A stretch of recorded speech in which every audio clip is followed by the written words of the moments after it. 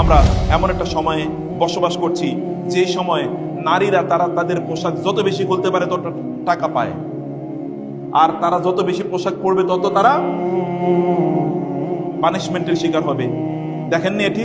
পোশাক যত কম তত সে সেলিব্রিটি, পোশাক যত বেশি তত সে কি কোয়েশ্চেন মার্ক জঙ্গি, কোয়েশ্চেন মার্ক জঙ্গি। এখন দেখাই যাবে জঙ্গি মানে হচ্ছে ওই যে বোরকা পরিহিতা অথবা কালো হিজাব বা নেকাব অথবা পর্দা অথবা বোরকা পরিহিতা, এরকম তাকে দেখানো হবে কি জঙ্গি। কিন্তু আপনি কোনোদিন দেখেছেন যে অর্ধ উলঙ্গ কোন নারীকে জঙ্গি হিসেবে দেখানো হয়েছে? ও তো সবচেয়ে বড় জঙ্গি, ওর চেয়ে জঙ্গি অথবা ওর চেয়ে সন্ত্রাসী আর কেউ হতে পারে না এই পৃথিবীতে, কারণ হাজার হাজার মানুষকে ও ধ্বংস করে দিয়েছে।